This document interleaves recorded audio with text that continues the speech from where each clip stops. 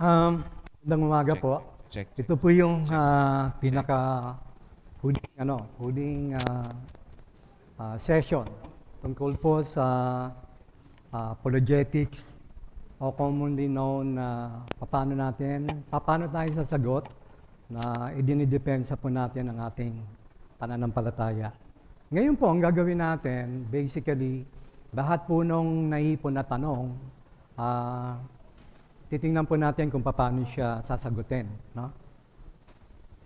Balik po tayo sa mandate. Just a reminder po sa 1 Peter 3:15. But in your hearts, revere Christ as Lord. Always be prepared to give an answer to everyone who asks you to give the reason for the hope that you have. Sabi po doon sa last, but do this with gentleness and respect. So ito pong 1 Peter 3:15, nakita nyo doon sa 5 W's, what, why, who, when. No? Doon po natin siya, kaya po siya tumagal ng tatlong session. So, from principle to practical application, yung what, why, who, when, where, nakita po natin yung basic foundation, at saka yung mga prinsipyong nakapaloob kung ano po ang apologetics. Tapos punta po ngayon tayo dito ngayon sa application, yung how. So, ibig sabihin yung how, kung paano, nakapaloob po yung mga nakuha nating kaalaman dun sa what, why, who, when, tsaka where. Okay. In every apologetical question, remember po yung principle, know what you believe and know why you believe. So kapag may question, ang unang papasok sa isip natin based do sa principle, what do you know about the question that's being raised in relation to whatever knowledge you have? So pag may tanong, ano ba yung mga nalalaman ko tungkol dun sa bagay na tinatanong? Kasi automatic ho yan magre-retrieve No? Babalikan niyo yung mga alam nyo. Tapos pangalawa, if you have the knowledge on the said raised question, kung meron tayong kaalaman, ano yung reason kung bakit yun yung sasagot ko, bakit yun yung pinaniniwalaan ko. So, for example po, dalawang scenario, ang question, do God exist? Isang profesor na hindi mananampalataya at saka isang estudyanteng mananampalataya. Pangalawa, isang nanay at isang kapitbahay. Yung tanong pong, meron bang Diyos, pag tininan niyo yung context, iba yung tingin ng profesor, iba yung tingin ng nanay. Kita niyo po yun? So, ibig sabihin, kapag sasagot tayo, titingnan niyo yung kausap niyo. Ano yung hugot niya? Ano yung background niya? So, from the context of intellectual and academic perspective, professor po yun. Pero from the context of suffering and ordinary person, yung nanay. Ito po yung, ito yung madalas kong nagiging problema kasi malaki yan doon sa original kong ano. Anyway, nag-uusap po yung professor at saka yung estudyante. Sabi ng professor, may Diyos ba? Tapos ang sagot niya po, oo naman, meron naman. Sumagot yung professor, anong batayan mo na may Diyos? Sumagot yung mananampalataya na estudyante, Romans 1:13-20. 19 to 20. Tapos sumagot yung professor, hindi ako naniniwala sa Bible. Tapos sumagot yung estudyante, sino may sabi bakit naman po? No? Tapos sabi niya, gawa lang ng tao yan. Tapos sumagot yung estudyante, hindi naman lahat yata gano'n ang paniniwala. Tapos sumagot yung professor, mga scientist at philosopher. Tapos sabi niya, sumagot ngayon yung mananampalataya, binanggit niya si John Lennox. No? So makikita niyo po rito na nagbabatuan sila ng tanong. Ang tawag niyo po diyan, conversational, nag-uusap. Tapos, ganoon din naman sa nanay, may Diyos ba? Tapos sabi ng kapitbahay, bakit mo itinanong? Sagot ng nanay, hindi kami makaahon ng aking pamilya sa hirap ng buhay. Tapos sumagot yung kapitbahay na mananampalataya, alam ng Diyos ang Alam ng Diyos ang ating kahirapan. Sumagot yung nanay. Sabi niya, sa Biblia lang yan. Sa Biblia yan, pero hindi totoo sa akin yan. Ano po yung naranasan ninyo? Kwento nung nanay. Sumagot yung kapitbahay ng mananampalataya. Meron din po akong ganyang karanasan. Tapos sabi nung nanay, ganun ba? Kaya sumagot na naman yung mananampalataya na kapitbahay, sabi niya, kaya po may Diyos. Pag tinanong niyo po, simple lang yung sagutan nila. Pero ang napapansin niyo, yung mananampalataya, sumasagot siya batay dun sa sagot nung sinishare niya. Nagsimula sa bakit may Diyos, maraming sunod-sunod na tanong.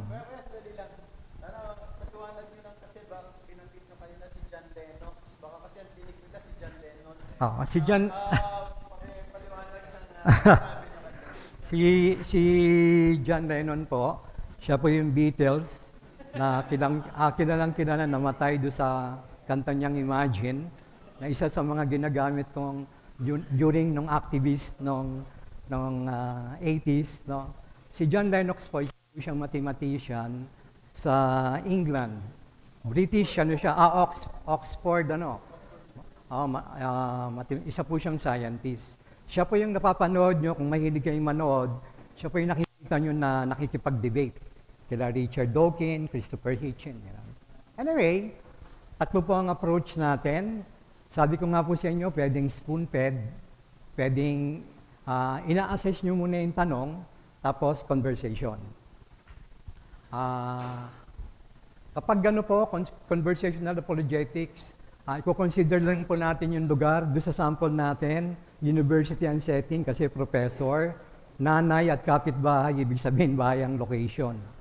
Tapos nakita po na, yung time po depende kung gaano kayo katagal mag-usap para may follow-through ka doon sa mga tanong niya. Kasi minsan, nagkita lang kayo ngayon tapos biglang nawala na, hindi mo na siya nakausap ulit. Tapos, kung ilan yung kausap ninyo, tapos yung ibig sabihin po ng platform, kinakausap mo ba siya? Social media? Importante po yun. Okay. Ang spoon-fed po, hindi siya due diligence, pero nagiging due diligence siya kapag ipinapaliwanag nyo po yung mabilis na hinanap yung sagot. Okay? Yung assessing question and the questioner, due diligence po yan kasi dinidig nyo kung ano yung ibig sabihin niyang tanong niya. Tapos yung conversation na example nyo kanina, due diligence din yan. So, para maintindihan nyo po yung spoon-fed, may kukumpara nyo yan na para kayong nagko-quiet time. Di ba? Pag nagko-quiet time kayo, marami kayong tinatanong. Ayaw nyo yung quiet time na 3 minutes lang, sarado ka agad kasi yun lang yung sinabi. Ang gusto nyo, ang dapat na quiet time natin, dinidig. No? Chinu-chew natin, binabasa natin, iniintindi natin yung salita ng Diyos. Assessing the question and the questioner, para pong ang ginagawa dyan, parang OIA, you observe, you interpret, and apply, na ginagawa sa hermeneutics. Sa hermeneutics, ang ginagamit po natin, text. Pero kapag kinakausap mo yung tao, ang inoobserbahan mo yung tanong niya. At niintindi mo at paano mo sasagutin yung tanong niya. Sa conversation naman po yung conversation, napansin nyo parang job interview ang dating. May tanong, sagot, may tanong, may sagot. Siyempre sasagot ka na dapat natanggap ka. Okay, ang spoon-fed po, uulitin natin, quick answer. So, pag may nagtanong, Google, ito yung sagot. No? Pero dapat, yung ginugol mo sa AI, kaya mong sagutin, kaya mong ipaliwanag. Doon siya nagiging due diligence. Tapos, assessing the question and the questioner, ang ibig sabihin lang po niya, inuunawa natin kung saan nanggagaling yung nagtatanong, no? Bakit ganun ang tanong niya, kagaya nung halimbawa natin doon sa may Diyos ba? Nanay yung nagtatanong, yung isa professor. Tapos makikita po natin na ang conversation with resources, dinidig mo.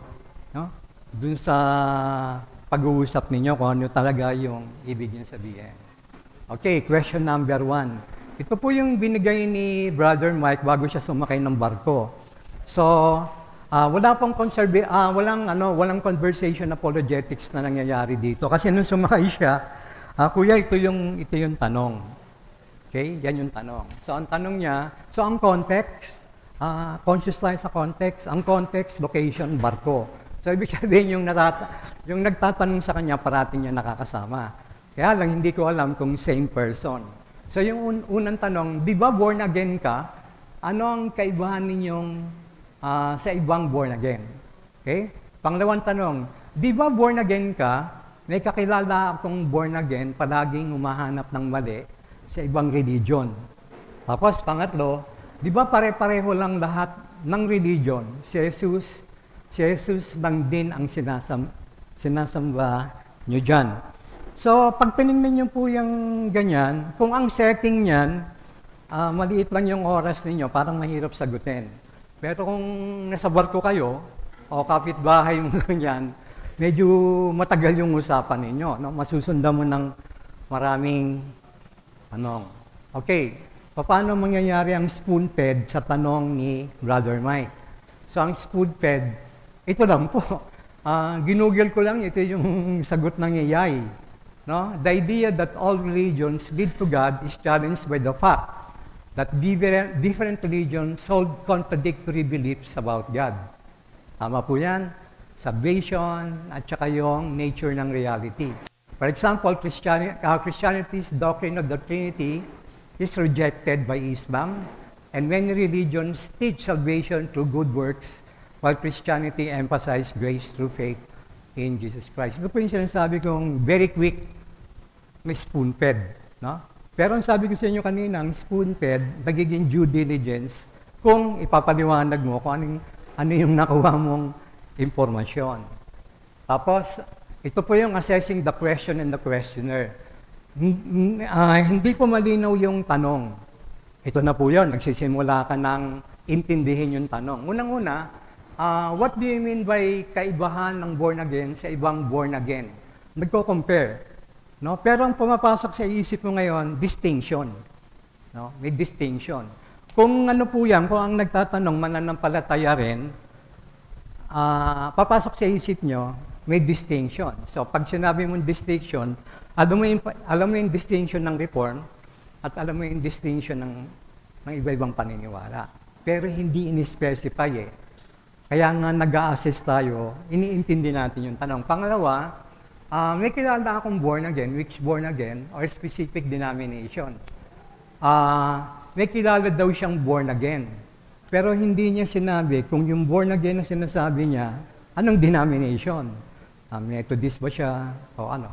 Okay? Kasi bakit nyo kailangan yon? Kasi kapag malinaw po yung context na yon, nasa posisyon kayo na makakasagot maigi. Ang ibig mo sabihin ba, Bible back ba? Ang ibig mo sabihin, Methodist. Okay.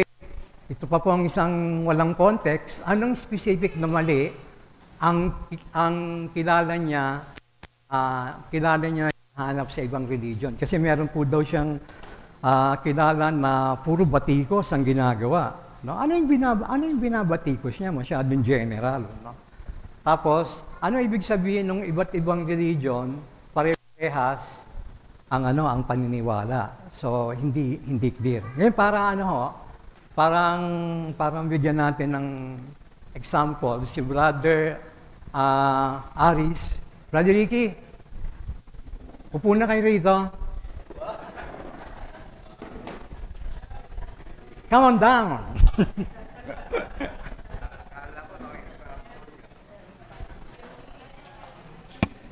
So, si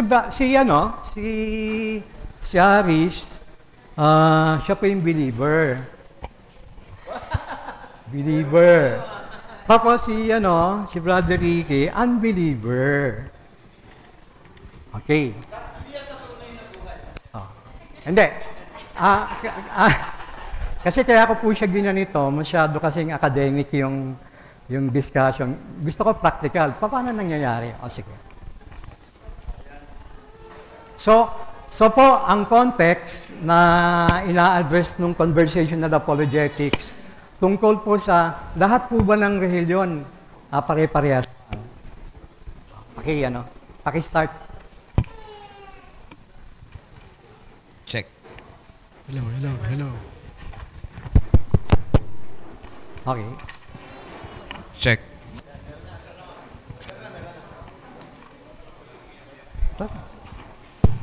Kumusta? Paring Ares. Mabuti naman, bro. Ano bang... Balita ko, pastor ka na. Hindi pa. Malayo pa. Malayo pa. Hindi. Alam mo, para sa akin, ang reliyon, pare-pareho lang yan eh. Dahil lahat naman, papunta sa Diyos eh. Ganun ba yun? Bakit mo naman nasabi yun, bro?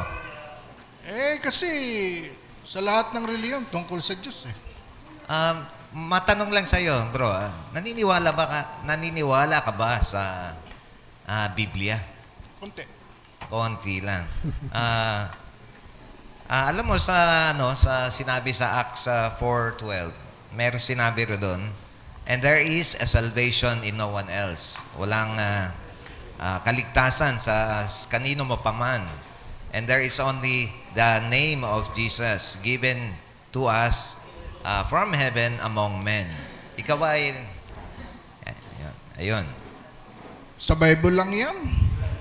Paano si Buddha ng Buddhism, saka si Allah ng Muslim? Totoo ba yan? Pero sabihin ko sa iyo, alam mo ba na si Buddha ay hindi rin naniniwala sa Diyos? At ngayon, hindi lamang yun. Meron pa. Maging si Joseph Smith at si Felix Manalo. Ganun ba? Oo. At ito yung sa lahat ng mga ibang pang dahilan kung bakit hindi pare-pareho ang relihiyon. Sa lahat ng founder na mga namatay, si Jesus lang ang nabuhay at bumalik sa kalangitan. Sino ba yan si Jesus? Parang siya lang yung naiiba. Tama ka riyan. Thank you. Okay.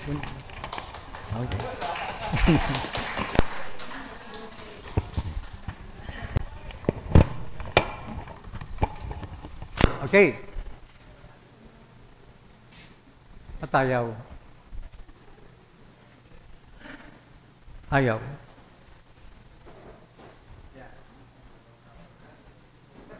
Okay. Doon sa usapan po nila, may makikita kayong defensive apologetics at meron din kayong makikitang offense. No? Pag defensive po, sumagot yung kausap niya na ina-atake niya ang salita ng Diyos, didepensa mo yan ang isang sagot. Ngayon, kung meron naman pong opportunity na hindi siya umatake, ang tawag mo po doon, offensive. Ibig sabihin, nagbibigay ka ng isang positive case for Christianity. So, kung titingnan po natin, post-evaluation kagad, no? Post-evaluation ng kung paano sumagot si Brother Aris. Unang-una, ang sabi ni Aris, bakit mo nasabi yan? Yung tanong po na yun, very important yun. Huwag kayong tutuloy sa isang usapan na hindi nyo kinuklaro kung anong ibig nyo sabihin. Very important po yun. Pangalawa, sumagot si Brother Ricky, sabi niya, naniniwala ka ba sa Biblia? Yung tanong na naniniwala ka sa Biblia, offense yun. No, you start na pinapakita mo sa kanya na yung tanong mo, meron yan sa Bible. Okay, nag-quote na po siya ng Acts 4:12. So gumamit siya ng scripture. Tapos yung tinanong, sabi ni Brother Ricky, paano si Buddha? Paano si Allah? No? Ginamit po ni Aris yung knowledge niyang nalalaman tungkol doon sa mga bagay-bagay na yon. Tapos yung huli, ano yung huli mo na sinabi mo? At ito yung sa lahat ng mga iba pang dahilan kung bakit hindi pare-pareho ang religion. Okay, so nasa depensa, no? Na sinasabi niya na ito pa yung, actually ang sagot dyan, sa lahat ng religion, si Jesus Christ lang ang nabuhay. I-analyze nyo. Sa conversational po, makikita nyo, si Aris gumagamit ng clarifying question, Tapos mag-o-offend siya, gagamit siya ng scripture, tapos gamit siya ng knowledge, tapos balik siya sa defense mode. Lahat po yun nakita dun sa usapan nila. Pwede po natin gawing ano yan, i-practice, no? Yung mga actual na tanong, pwede po natin gamitin yan.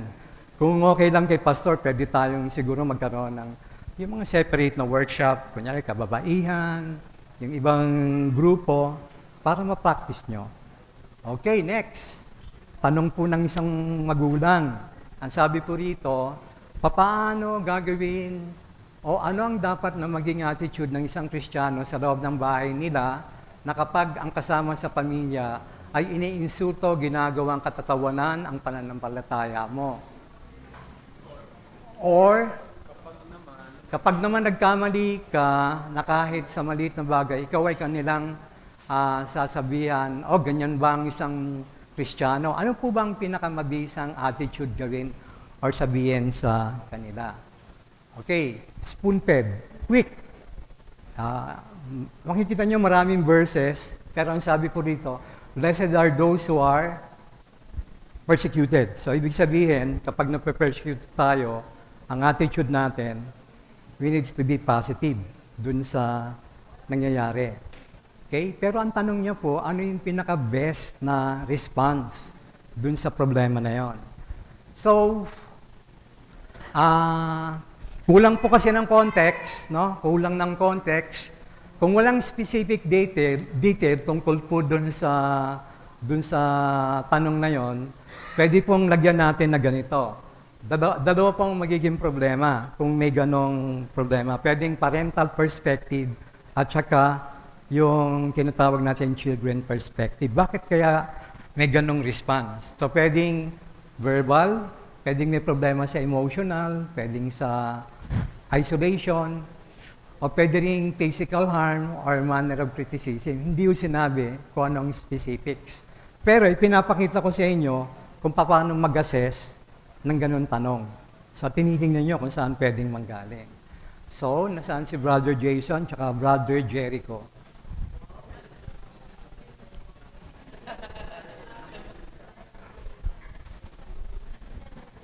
Mukhang kabisado mo yung script, okay. So, siya po yung anak na unbeliever. Tapos ito yung tatay na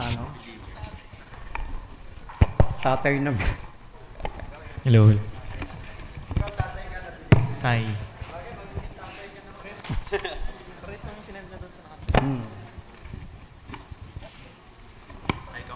Yes, start. Tay. Oh. Tay, bakit po nasabi ninyo na kapag na kay Kristo kayo, may pagbabago sa buhay ng tao? Oo naman, dahil sinusuko mo sa Kanya ang iyong buhay bilang hari, siya ng ating buhay. Hindi naman totoo yung sinasabi ninyo. Bakit naman, anak? Kasi tay, nakita ko kayo, lasing kayo ng lasing. Tapos, akala nyo ba makakalusot kayo sa akin? Nakala ko ba, hari si Kristo ng buhay nyo.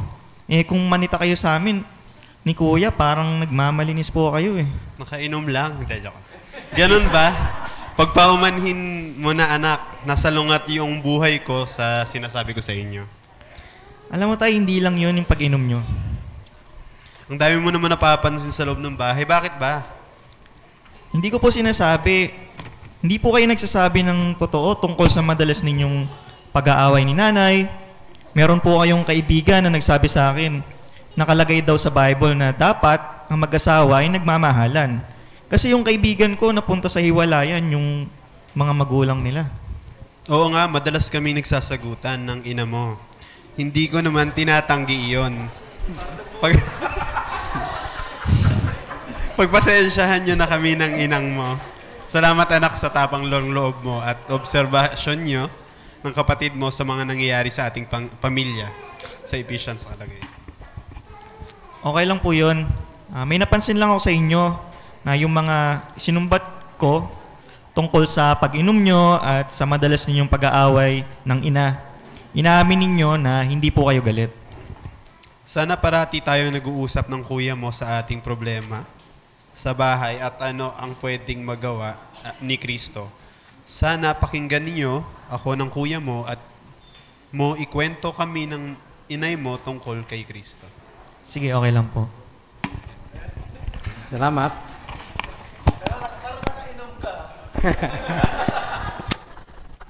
pero kung tinignan nyo yung scenario, medyo mabait yung anak. At saka yung tatay, medyo yung, parang hindi siya yung typical na tatay na Filipino setting. No? Kasi kung tatay na ano yan, magagalit yun. Bakit ka nagtatanong? Anong karapatan mo? Anak lang kita, ako ang ama. Diba? So, ganon. Pero makikita po natin, kung ganon ang setting, kasi hindi po nakadefine yung setting. Pinakita ko lang sa iyo kung ganon po ang context. Ang maganda pong example, yung model ng tatay, kung paano siya sumagot doon sa anak niya, na very humble, kasi humingi po siya ng pagpapatawad eh. At saka very positive. Sa apologetics po, it counts. Mahalaga po yon.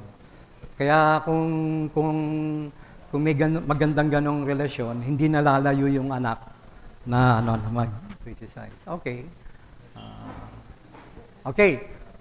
Question number 3, pakausap daw yung mga kulto. Iiwasan na lang ba sila? Kasi para mas okay daw sa kanya, nakausap ang mga Katoliko. Tama po ba, Kuya Philip? Okay. Kung spoon-fed po natin yan, marami tayong makikitang verse tungkol sa mga false teacher, no? Pero kung i-analyze po natin yung question, totoo po yung sabi ni Brother Philip. Kasi karamihan ng mga kulto, hindi po sila nanggaling sa Katoliko. No? Kaya kung galing ka sa Katoliko, mas madaling talaga makausap. Kasi doon tayo nanggaling. Pwede na lang kung yung mga kausap yung Katoliko, sa tradisyon nila, aral siya sa Catholicism at saka tradition. So, ganito po ang pwede natin gawin. Gaano katagal nyo nang kausap sila? Okay, yung po yung sinasabi ko kaninang time. Pangalawa, kung parehas po yung taong nakakausap natin at napapaliwanag mo ng mabuting balita at nagkaroon pa ng ibang pagkakataon na iyong nasagot ang iba't ibang tanong at ito pa ang problema at wala namang resulta na pupuntahan yung pag-uusap ninyo, parating nakikipagdebate, sa ganung kondisyon, iwasan nyo. Pero yung papel po ninyo na lahat ng opportunity, pinaliwanag yun na lahat, no? Parating bumibisita sa inyo, iwasan nyo na. Okay, Sister Ludi, may simula po ba ang Diyos? Spoon-fed, Google mo, yan po yung sagot. If God is considered eternal and self-existent, then the question of where did God come from is often seen as, Nonsensical. Parang walang sense, no?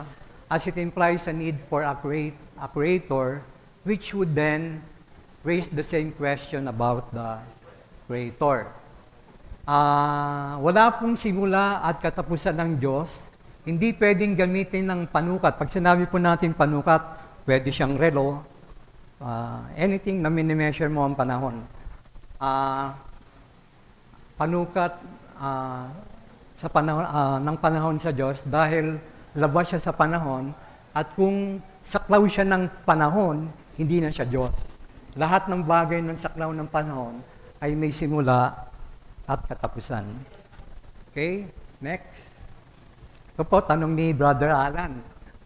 No?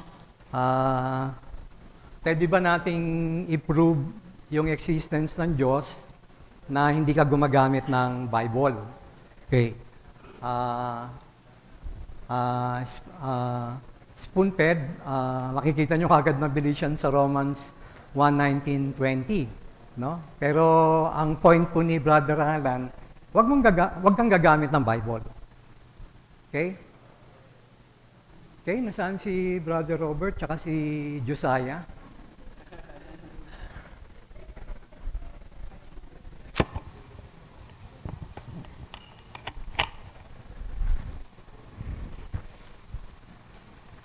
So, si Hello. si Robert, Hello po. unbeliever. Tapos si Josiah, siya yung believer. Okay, ang context na pag-uusapan po nila, yung tanong na paano mo mapapatunayan ng Diyos na hindi ka gumagamit ng Biblia. Okay, take it away.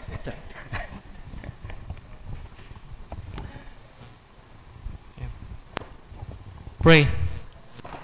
May tanong ako, pray. Gumugulo sa isip ko meron ba talagang Diyos? Kuya Robert, bakit mo naman nasabi yan? Kasi madalas kong nadidinig sabi daw ng Bible. Sa Bible lang ba ang batayan at wala nang iba? Hindi, madami naman iba pang batayan. Gaya ng, Gaya ng, una, ang cosmological argument at theological argument. tindi yan, pre Ngayon ko lang narinig yan Pero ano yun? Ano yung cosmological at theological? Gusto ko malaman. Sige, una, ang cosmological, dito ginagamit yung principle na everything must have a cause. And since the universe began to exist, it must have a first cause which is identified as God. Medyo dinugo na ako dun Ang sinasabi mo ba, walang bagay na basta sumulpot na lang? Parati siyang may simula, ganon? Yung theological argument, ano naman yun? Yung theological naman, nakabata ito sa design. Halimbawa, sabi natin kanina sa cosmological, walang bagay na biglang sumulpot lang basta-basta. So, design, may mga bagay na nag-exist gaya ng kalikasan, bundok, dagat, at mga hayop. Gaya ng isang tulay na nakita natin. Sino kaya ang gumawa niyan at paano niya nagawa? Lahat ng bagay may design, ibig sabihin isang umisip or nag-isip. At kung paano siya nag-isip, makita natin gaano ka-complex o ganda ng bagay na iyon. Isa pang halimbawa, ang kotse. Hindi natin pwede sabihin na basta smooth yan at paano nagawa yung kotse or tulay. May nag-isip ng design. Ang galing mo So, ibig sabihin, Josiah, maski hindi lang ang Biblia ang nagpapatunay na may Diyos, gaya nung binanggit mong argument? Oo. Kaya ito ang karanasan bakit may Diyos. Okay. Sige, pre. Salamat, pre.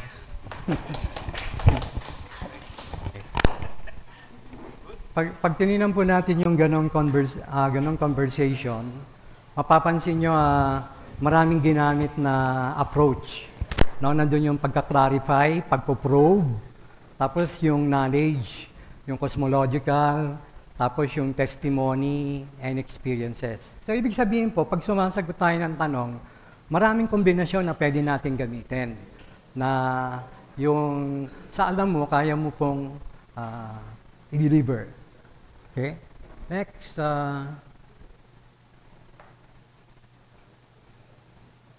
Masan si...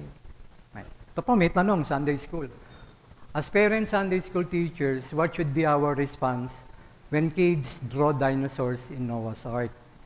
Tapos may tanong po, when dinosaurs are the topic, we're bound to hear billions of years ago and carbon dating. Can we just explicitly say carbon dating is wrong? So, ang spoon-fed. So, ibig sabihin, AI, hanap ka, so ito yung sagot. The Bible doesn't use the word dinosaur plural or any equivalent term to refer to these extinct reptiles. Pero ang ginagamit po na word sa Bible, usually behemoth or legit, yan. Okay?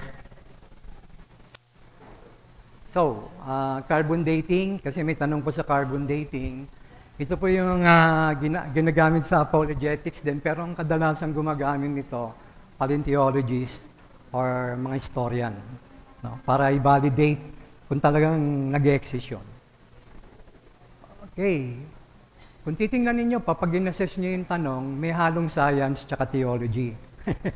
May halong science tsaka theology. Tinanong ng bata, unang-una kasi kapag ginamit ng bata yung dinosaur, ang typical na intindi natin sa dinosaur, malalaking hayop. Magkakasya kaya yun sa Noah's Ark? No? Lalo na kung Tyrannosaurus Rex, T-Rex yung nilagay mo ron. Sa theology naman, may dalawang pananaw dyan. Yung tinatawag nilang young earth at saka old earth. Okay? So maganda po pag conversational. No? Marami kayo nang natututunan doon sa mga nagtatanong. Okay. Concerning po doon sa carbon dating, marami pong method ng ng paglalagay ng petsa kung gaano katanda ang isang bagay. Kaya makikita nyo merong 2000 BC, before Christ. Di ba? Merong mga ganong dating. Okay. I-invite ko po si Teacher Rona kasi ang kausap po dito bata Bata yung nagtatanong. So, pwedeng mag-share si Rona kung paano kinakausap ang bata kapag ganito po ang tanong. Yan, good morning po. Halimbawa, yung bata ay nag-drawing ng, nakita nyo po, may dinosaur. Nagdo-drawing siya ng dinosaur dun sa Noah's Ark. In the first place, bakit ko kasi siya papadrawingin? Hindi, joke lang.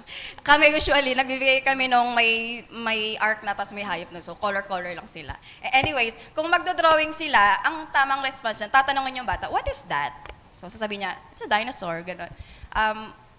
How do you know it's a dinosaur? Have you seen dinosaur around? So, tatanungin mo siya, may nakita ka na bang dinosaur dito sa paligid?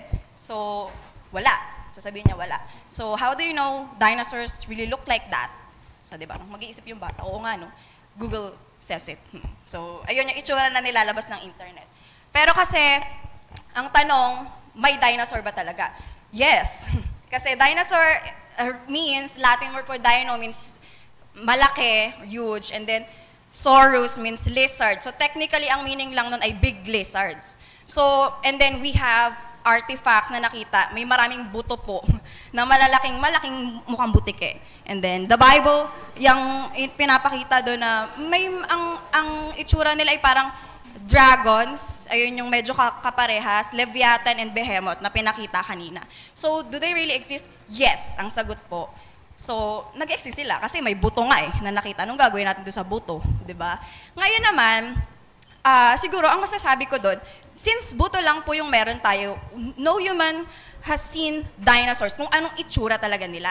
So, it's best to sabihin sa bata na we don't know kung ganyan talaga yung itsura niya kasi nilagyan lang siya ng muscles, ng balat, ng hairs. Hindi natin alam kasi yung mga bagay na yun, naagnas na, nawala na. What we have are just bones. So just like kung ano yung itsura ng mermaid, pwedeng yung itsura ng dinosaurs na meron tayo ngayon ay product of human imagination. So what we have are bones. So maganda na isabihin natin sa bata na, okay, we don't really know if that's what exactly dinosaurs look like. So, pwede natin yung sabihin sa kanila. Okay po? So, ganun po siya. In terms of carbon dating naman, kasi carbon dating, ibig sabihin lang yan, may carbon tayo sa katawan. So, pag namatay ang tao, nababawasan yung carbon na yon. So, the lesser the carbon, the longer na namatay and nag-exist. Maging careful din po tayo kung ang anak nyo po ay, maraming bata kasi ay fan ng dinosaurs. And ang daming klase po niyan. May Saurus, iba-ibang Saurus, ganun. Hindi ko alam saan nila nakuha yan, di ba? Sabihin po natin na ang scientist din kasi sinasabi nila, dinosaurs rule the world before human came. So, nauna daw yung mga dinosaurs bago yung tao. Ngayon, sabihin po natin sa mga bata na hindi yung totoo.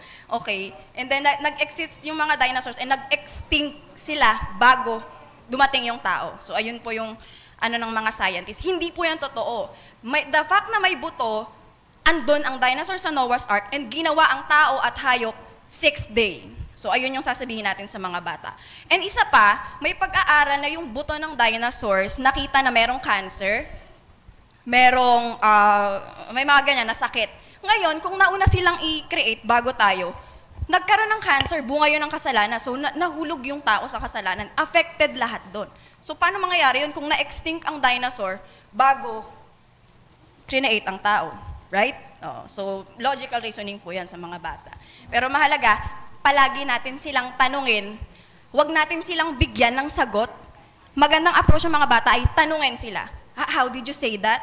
What's that? Parang ganun. Pag wala silang masagot, tsaka tayo sumagot. And then pag mali ang sagot nila, at tsaka po natin i-correct. So, ayun lang po yung masasabi.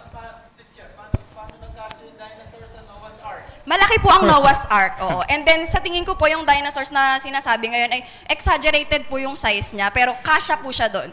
Bakit ako na, ayun yung sabi ng Bible, tsaka may boto. Andun po siya, kasya po siya doon. Siguro mga 2 lang sila, tapos nagano sila po. May sagot to si Kuya Alan. Salamat Kuya Alan. Sagot po doon, yun po sinabi ng Panginoon, dahil may malaking dinosaur eh. Pwede mo dalhin yung ganyang kalaki. Di po ba? Babae at lalaki. Ganyang kalaki, babae at lalaki na dinosaur. Hindi naman sinabing, dalhin mo yung malaking elepante. O, sabi, babae at lalaki. Di ba? Babae at lalaki so they can reproduce. Wala naman sinabing size eh. Tsaka hindi man impractical ang Diyos eh. Dali yung Brontosaurus is 100 feet long. Parang talaga hindi kakasya yun dun. Ang sabi na po, dalhin mo yung isang babae at lalaki. Ang sagot doon, hindi naman sinabi ng Panginoon na dalhin mo yung full grown. Pwedeng maliit, pwedeng bagong hatch. Importante, babae at lalaki na posibleng mag-reproduce. Hindi natin alam kung bakit sila na-expect ng Panginoon. Yun ang hindi natin masasagot. Kung sabihin, bakit mo yung ibang hayop nag-survive, iba hindi? Ay, hindi po natin alam. Talaga, walang nakakaalam bakit nag-survive iba hindi. Pero ang sagot po doon, hindi po sinabi ng Panginoon na magdala si Noah ng full-grown adults. Ang sabi po magdala ng babae at lalaki. At 7 sa domestic animals. Okay. Salamat, Brother Alan. So nakita po natin yung basically yung, although hindi exhaustive, no? Kasi napakaliit ng oras ng Sunday School para i-capture lahat yung iba-ibang klaseng tanong. Ang pinaka-importante po dito yung principle, no? So nakita natin yung what, why, who, yung 5 W's. At kapag na-gets nyo po yun, na ita-translate siya kung paano sumagot. Hindi nyo kailangan maging matalino para sumagot. Kaya very important po yung Lord's Day. Alam niyo kung bakit? Kasi lahat po ng isasagot ninyo o yung i-retrieve ninyo, kukunin nyo sa isipan nyo, nakukuha nyo lahat yan sa simbahan. Nakikinig tayo sa preaching, umattend tayo ng Sunday School, lahat po yan sources ng information. So, meron po akong nakitang libro, inalungkat ko po yung library natin sa SJCC. Meron pong mga books doon.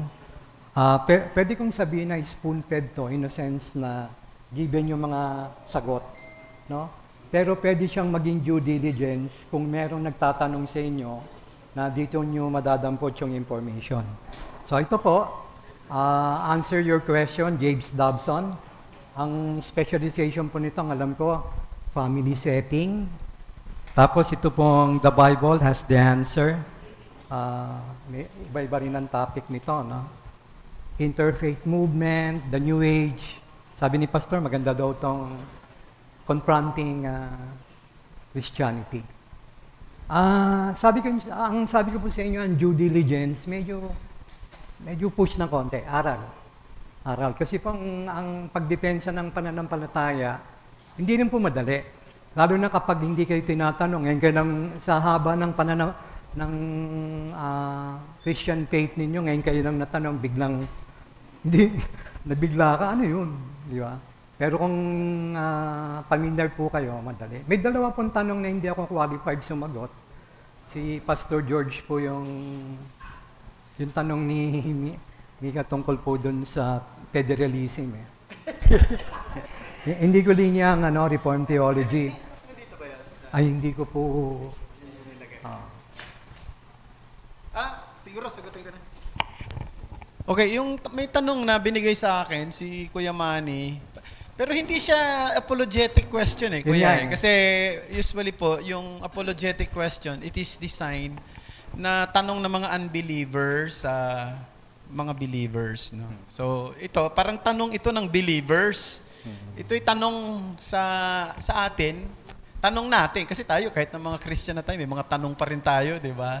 Sa pananampalataya natin, sa pamumuhay natin. So, yung unang tanong na binigay sa akin, meron daw bang grace before the fall?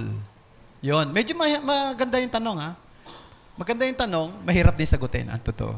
Now, meron bang biyaya before the fall? Now, siguro, simpleng sagot ko dyan, mga kapatid, nung ginamit yung salitang biyaya, grace, ginamit siya sa context ng mga makasalanan. Ang ibig sabihin, di ba, when we define grace, grace is unmerited favor for sinners.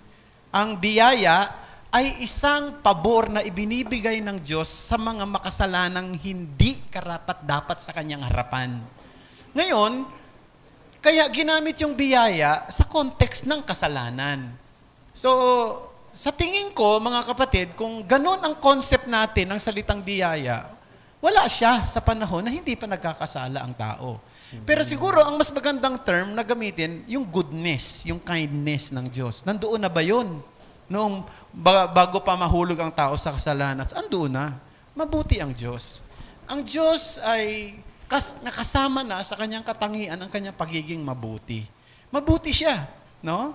At pero wala pang makasalanan na pwedeng i-express niya yung favor niya na unmerited, na hindi karapat-dapat sa kanila.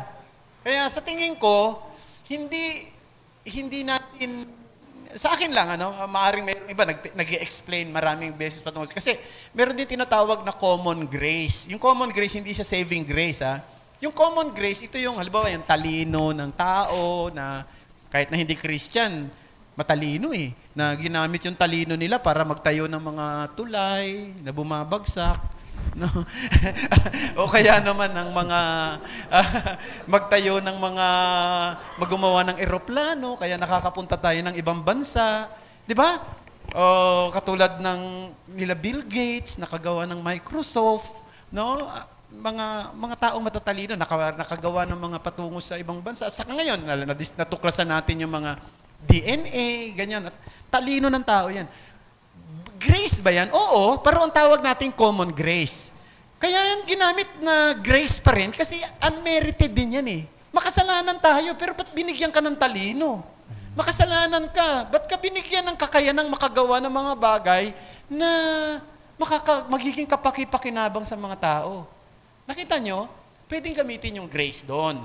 Pero prior to the fall, palagay ko ang dapat gamitin, yung kabutihan ng Diyos. Ang Diyos ay mabuti noon pa. Wala pa ang kasalanan sa ating mundo, mabuti na ang Diyos. Pero yung biyaya ay na-express doon sa panahon na meron na po tayong tawag nito, may kasalanan na tumating. Yun lang sagot ko. Ngayon, yung federal, wag na muna nating siguro i-discuss yun kasi mahaba-habang usapin din yun at medyo nagkakaiba-iba yung paniniwala ng mga ibang mga kapatid natin sa Reform community patungkol sa federalism at saka yung 1689 federalism at saka yung tinatawag na classic belief patungkol sa covenant. No? As of this time, I'm not discrediting yung mga matatalino rin to, yung mga nag-i-embrace ng federalism. At this time, gusto ko lang sabihin, I still embrace the classic definition ng covenant. No? Yun po. Ngayon, meron pang isang tanong. Sagutin ko na rin, kuya. May ibang tanong. Kaya nakalimutan. Ganito yung tanong parang ganito, no? Yung tanong, pang ano rin parang hindi rin naman siya apologetic. Kaya binigay siguro sa akin ni Kuya Manny. Meron daw, mga kapatid, gusto ko lang i-clarify, doon sa tanong na yun, hindi dito sa church yun, kasi baka kaso isipin nyo dito sa church yun. Kasi may mga kasi yung tanong na yun, parang ibinato yun sa GC, bago napunta kay Kuya Manny, no? Yung tanong, meron daw siyang kakilala na isang, sa simbahan, na itong lalaki ay mayroong asawa, no, dati. No? May asawa dati. At may anak. Na nagkahiwalay na sila. Ngayon, naging Christian. Something like that. Tapos na pangasawa niya ay isang dalaga. No? Ngayon, meron siyang panibagong kinakasama pala. Dalaga yon. Nagkaanak na rin sila. Ngayon, ang tanong, gusto nilang magpakasal. Pero ang problema, dahil kasal siya doon, imposible nang magkabalikan, siyempre. Alam niyo mga kapatid, napakatagal na ng tanong na yan. No? Pero hinaharap natin yan. Problema natin talaga yung tanong na yan dahil nandito tayo sa Pilipinas. Kung wala tayo sa Pilipinas, palagay ko hindi masyadong problema yung tanong na yan kasi sa ibang bansa, merong divorce. Dito sa Pilipinas, wala. At ang totoo, 2 bansa lamang ang sa buong mundo ngayon ang walang divorce. Isa yung Pilipinas at isa, hindi ko alam kung bansa ba yan, yung Vatican. Yung Vatican City, kasi yung Vatican City nasa Italy yan eh, no? Nasa Rome. No? Isang syudad na napakaliit, no? It is city within the city na nandoon yung Pope. At yung Pope, doon sa city na yon, walang walang divorce. Pero sa lahat ng bansa meron. Kaya yun ang malaking problema sa pagkakataon tayong divorce. Meron daw tayong annulment. At yung annulment, napaka-komplikado rin. At sa totoo lang, hindi rin ako naniniwala na yung annulment ay biblical. Pero yan ang batas na umiiral sa atin. Ngayon, ang tanong, papaano sila? Paghihiwalayin ba natin? Ako po, personal, sasabihin ko, hindi.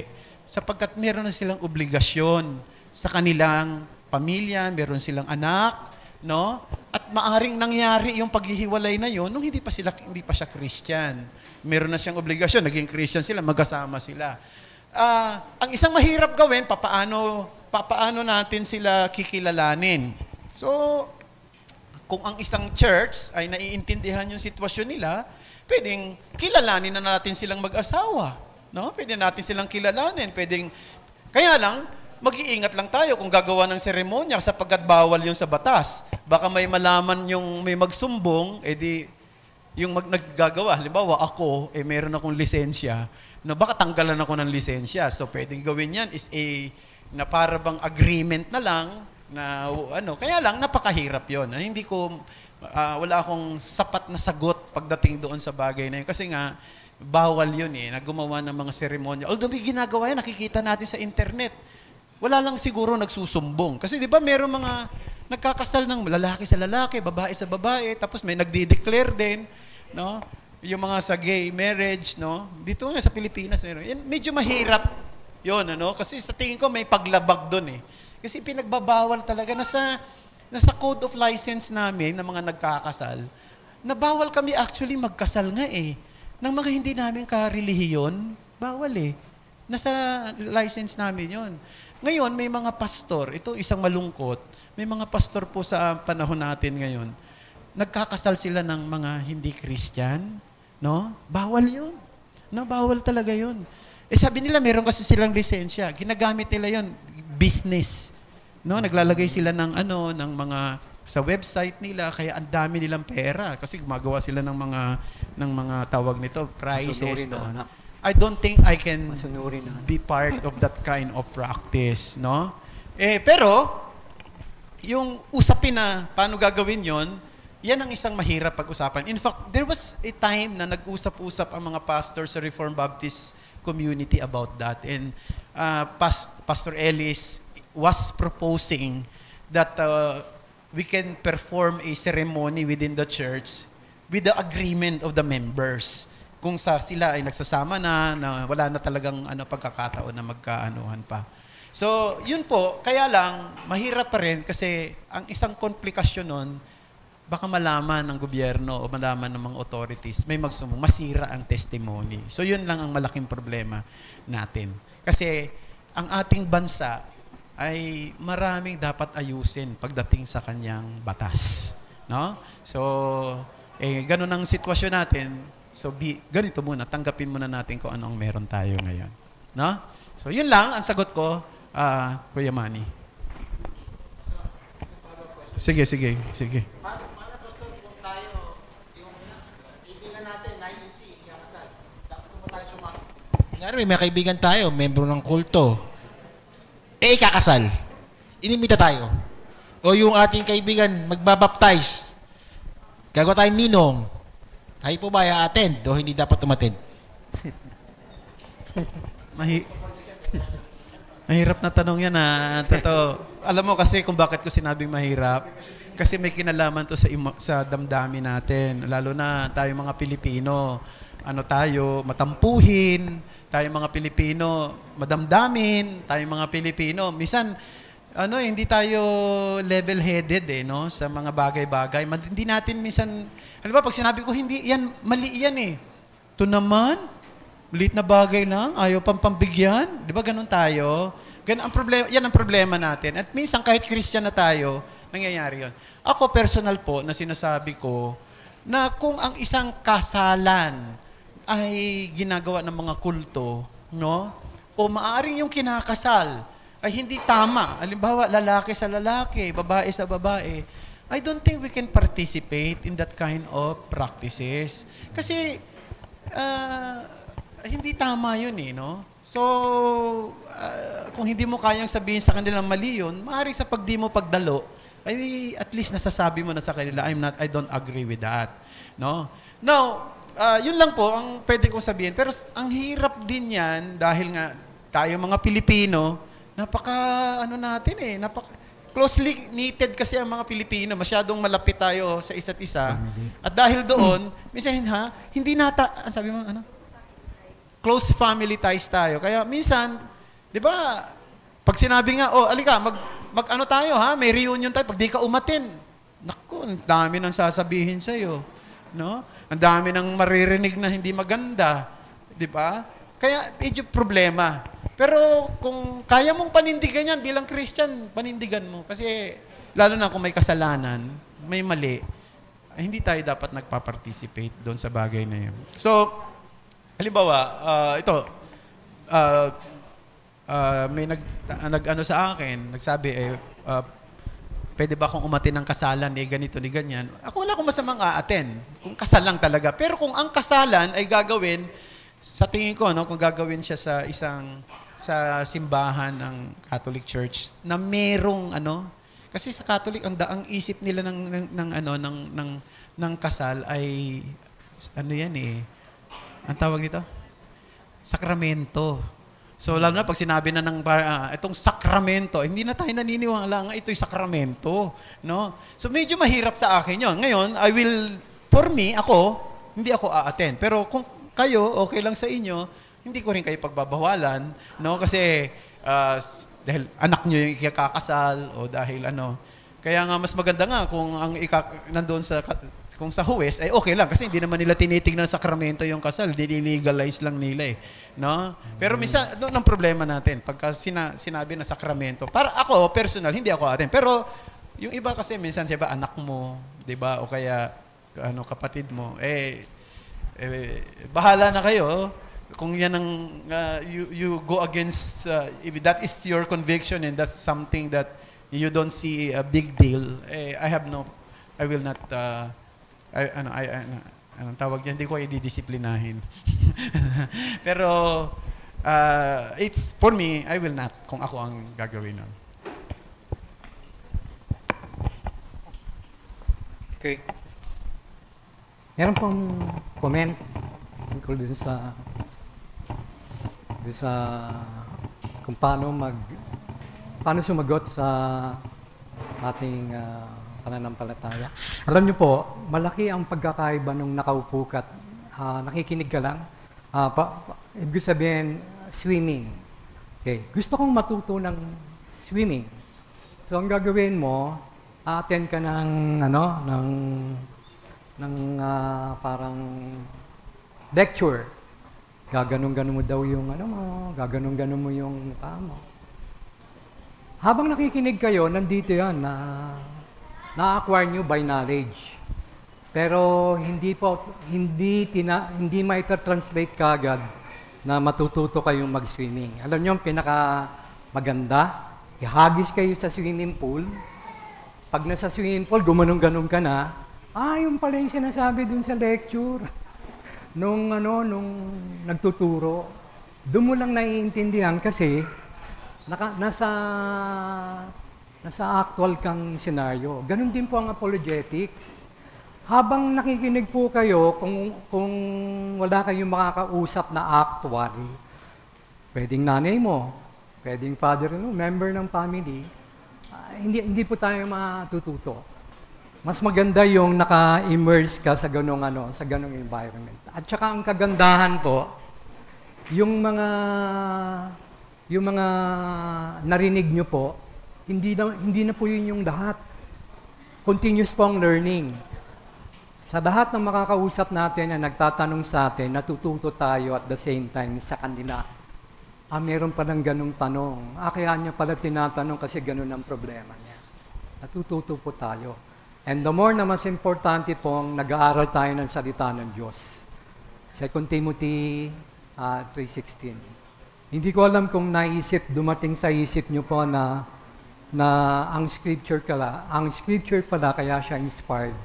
Marami siyang pinagagamitan. So ibig sabihin, maski anong itanong sa inyo, gamit na gamit ang Biblia. Kaya alam ang problema po, hindi natin masyadong nakita yung practical na gamit. No? Dito, pag nakita natin, mga sample lang na ganun tanong, pero marami po siyang kagamit-gamit po ang salita ng Diyos. Kung wala na po, salamat po sa pagsama ninyo sa isang buwan na talakayan po tungkol sa pagdidepensa sa pananampalataya. At ini-encourage ko po kayo na pumunta ng library natin, mag-aral po tayo. Okay? Manalangin po tayo. Panginoon, marami pong salamat sa salita po ninyo. Salamat po, meron kaming matibay na batayan. May matibay kaming dahilan kung bakit kami po naniniwala sa inyo. Naniniwala po kami sa Panginoong Yesus. Sana po itong paninindigan at alam po namin ang dahilan kung bakit kami naniniwala ay maibahagi po namin sa matalinong paraan, sa magandang paraan sa iba pong mga tao na nagtatanong tungkol kay Kristo. Ito po ang aming dalangin sa pangalan ni Jesus. Amen.